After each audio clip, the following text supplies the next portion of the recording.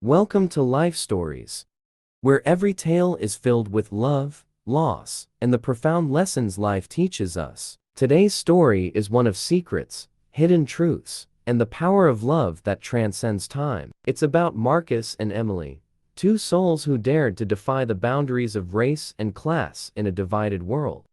But as their love story unfolds, Emily's past holds secrets that threaten to change everything. Join us as we delve into their journey, where forgiveness and understanding are tested by the deepest of truths. Don't forget to subscribe to our channel to begin today's story with Life Stories.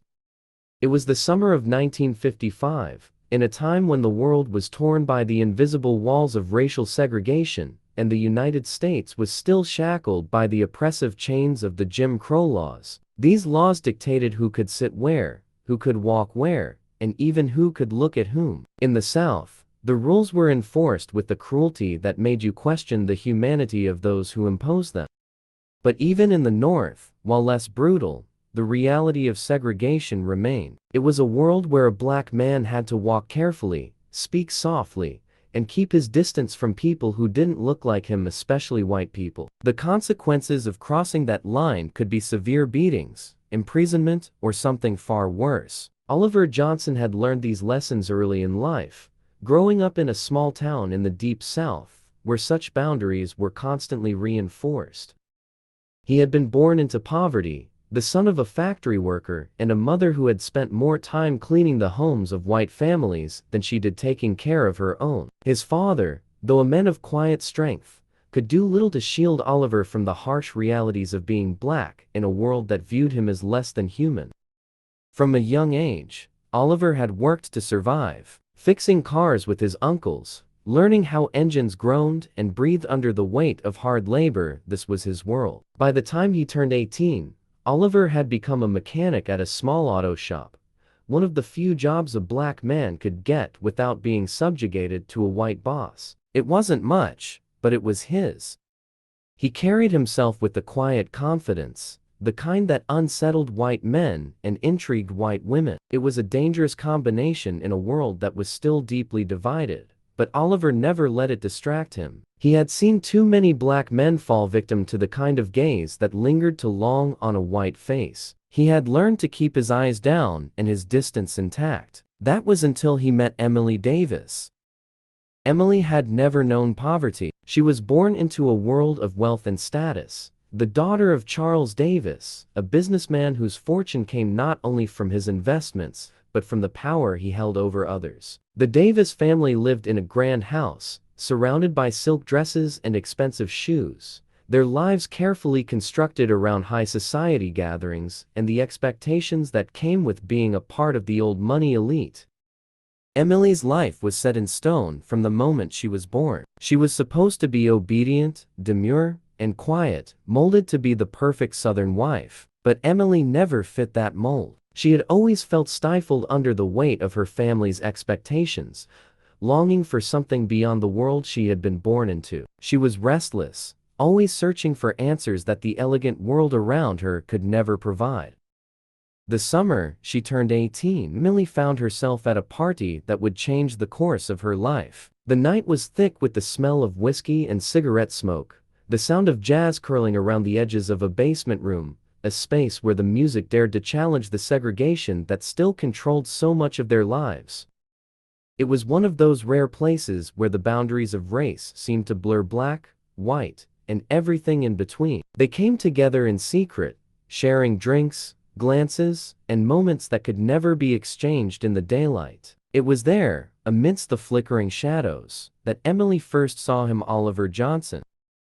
He was unlike anyone she had ever met before. His tall, lean frame and the deep mahogany of his skin stood in stark contrast to the soft, delicate faces of the men she had been groomed to marry. When their eyes met across the room, there was no hesitation in her gaze, no fear, no sense of unease. Emily wasn't like the other women who had been taught to see the men around them as potential dangers. She was curious, excited, even a little rebellious. She moved toward him without thinking, drawn to something inside of him that she couldn't quite name. She asked for his name, and Oliver, wary but intrigued, gave it to her. The conversation flowed easily between them, as though the years of division and separation could be swept away in the quiet rhythm of their words. Emily was fascinated by Oliver's world, by the way he spoke, by the way he carried himself.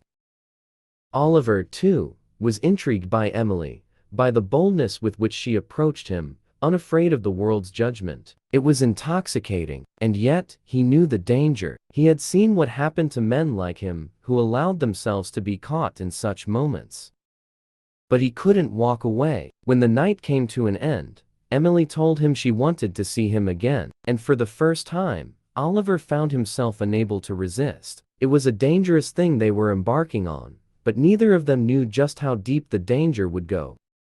The first time Emily's father, Charles Davis, saw them together, it was an accident. Oliver had been working late at the auto shop when Emily appeared at the edge of the garage, her pale skin glowing under the dim light of the street lamp. Panic surged through him. She shouldn't be here, it wasn't safe. But before he could tell her to leave, a black car pulled up to the curb. Charles Davis stepped out, his sharp eyes immediately locking onto his daughter. The moment of realization was instant. The fury that twisted his face was a sight Oliver had seen too many times. It was the kind of rage only a man with privilege and power could show. Without a word, Charles grabbed his daughter by the arm and dragged her away, his eyes never leaving Oliver's.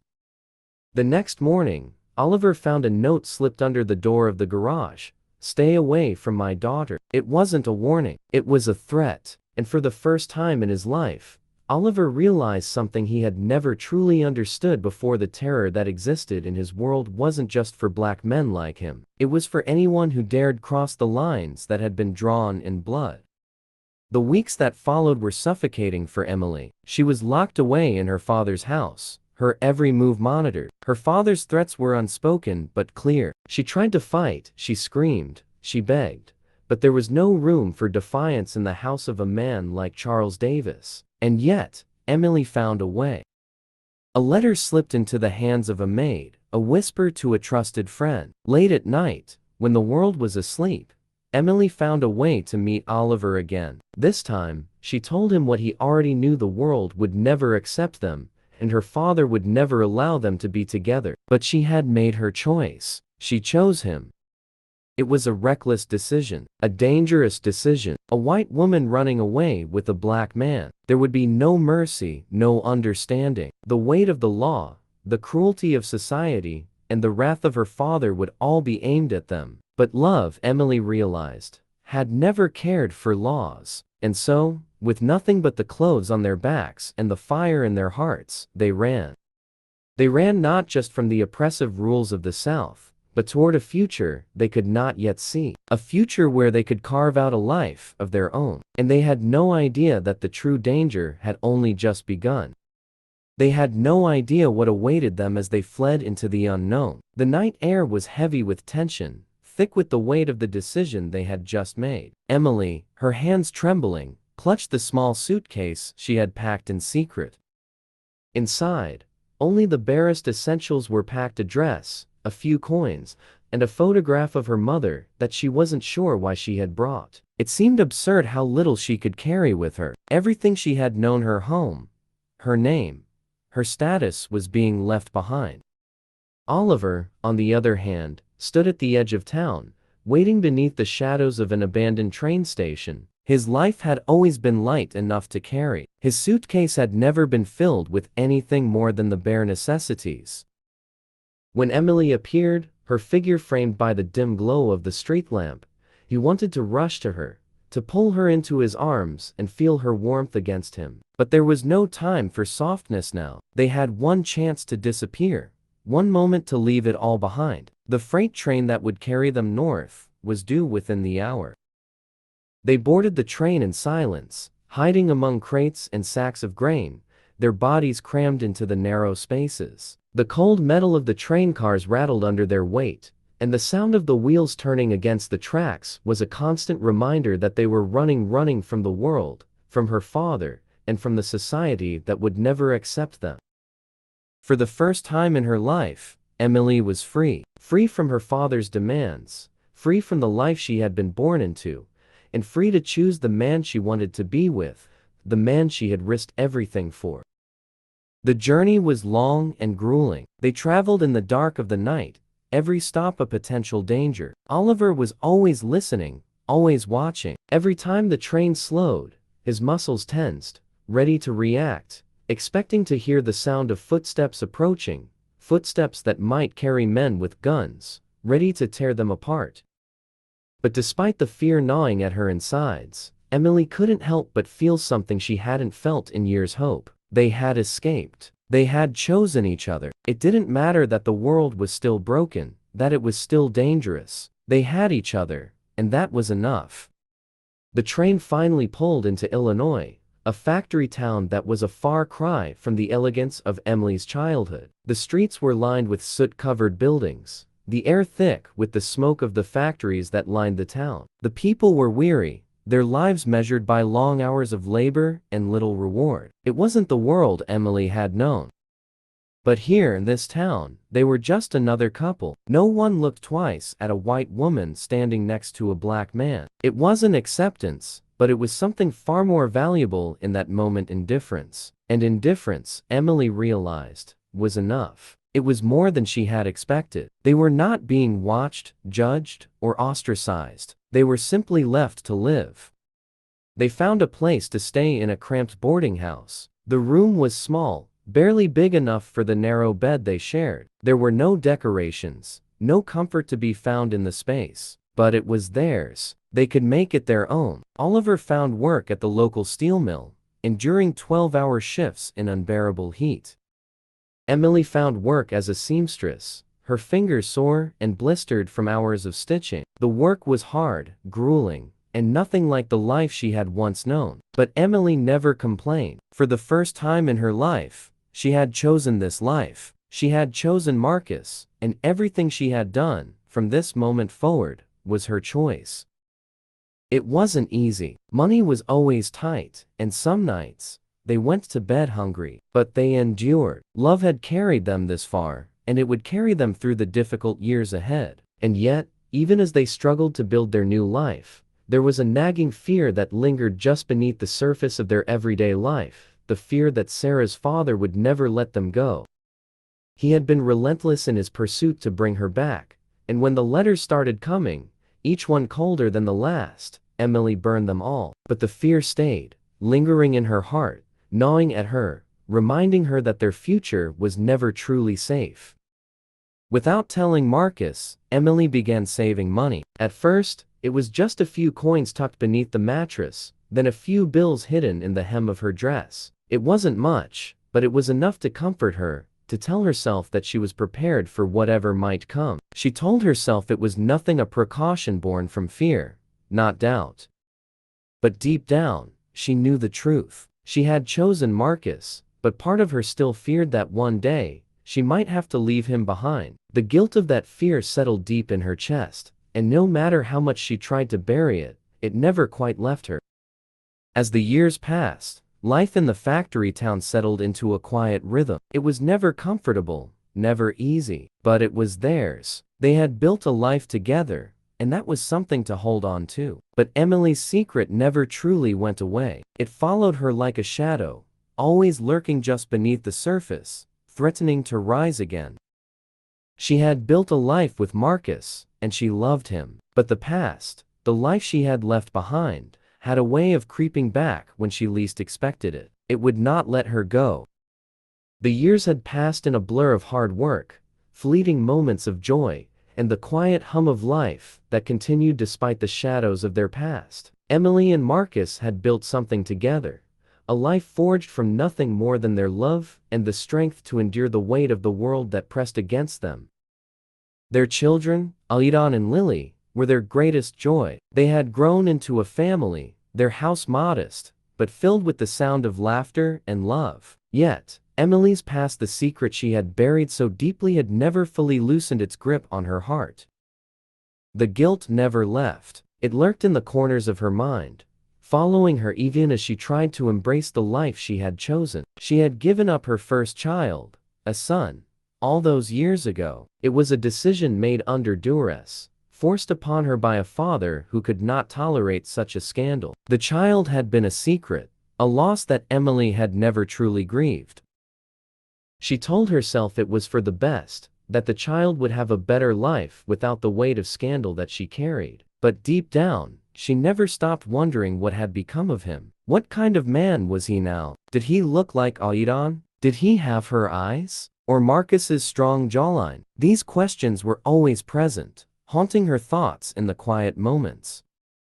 It wasn't until the illness began that Emily realized just how fragile the life she had built truly was. At first, it was subtle, a cough that wouldn't go away, a dizzy spell here and there. She brushed it off as nothing, too caught up in the demands of motherhood and the constant pressure of keeping their life together. But then, the pain began, a sharp, unrelenting ache in her chest that took her breath away. She couldn't ignore it anymore. Marcus noticed it first, his sharp eyes catching the way she winced whenever she moved, how she struggled to lift even the simplest of things. She tried to downplay it, but her body was betraying her. She was growing weaker, and there was nothing she could do to stop it. The doctor's visit confirmed her worst fear. Her heart, the one thing that had kept her going all these years, was failing. The doctor, a man who had seen his fair share of heart problems, spoke with the calmness that felt too cold, too final. There was nothing to be done. Emily's time was running out. Marcus was devastated, his mind racing for solutions that didn't exist. He spent days searching for another doctor, another treatment, anything that could offer hope. But each visit brought the same answer. Her heart was weakening, and there was nothing anyone could do to stop it. In those final days, Emily knew what she had to do. The truth she had kept hidden for so long could no longer be buried. It was time to set it free. One evening, as the sun dipped low behind their small house, Emily asked Marcus to sit with her. He hesitated, sensing the weight of her voice, knowing that something important was coming. She had never been one to speak of the past. It had always been a part of her that she kept locked away. But now, as death loomed closer, the time had come to face it. With great effort, Emily told Marcus everything. She confessed the doubts that had clouded the early years of their marriage, the fears that had driven her to hide money in case she needed to leave. She told him about her first child, the son she had given up, how her father had forced her into a decision she had never been ready to make.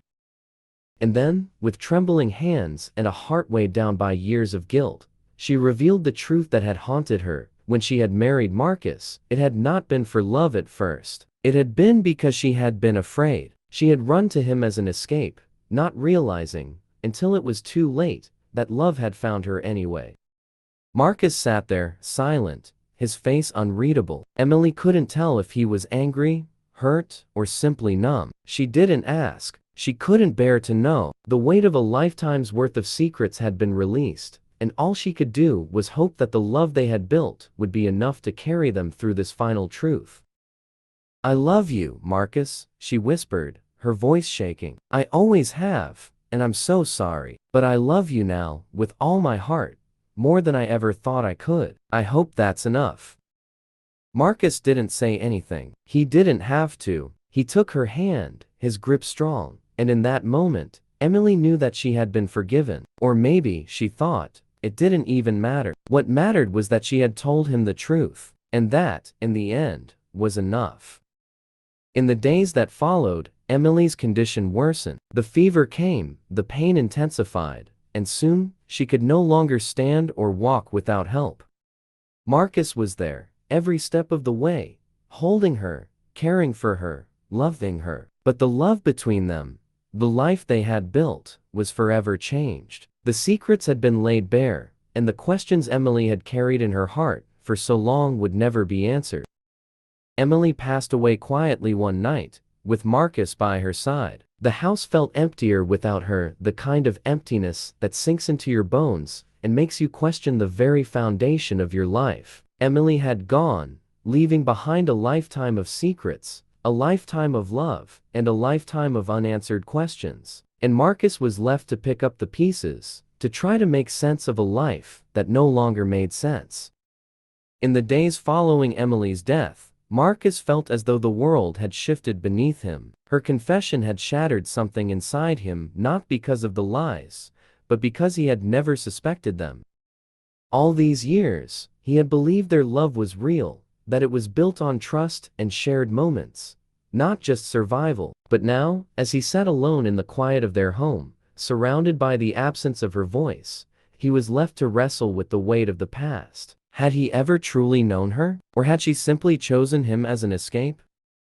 The letters from her father remained in the drawer, yellowed with age, silent witnesses to the family she had tried to escape. But in the end, it wasn't just the past that haunted Marcus, it was the unspoken truth that Emily had carried with her all her life. The son she had given up, the child she had never known, was now part of their story, even if he had never been a part of their lives. It was a bitter truth to face, but Marcus couldn't let it go. He would find this child, this son, and give him the answers that had been denied for so long. The journey would be long, and it would be painful, but Marcus knew it was the only way to truly honor Emily's memory. Love, he realized, was not about perfection. It was about staying, even when it hurt, even when the past could never be undone. And so, with a heavy heart, but a renewed sense of purpose, Marcus set out to find the son who had been lost to them both. For in the end, it was love that would guide him, even through the darkest of truths. If you enjoyed this story, don't forget to subscribe to our channel for more life stories. Share this video with your friends and let us know your thoughts in the comments. See you in the next one.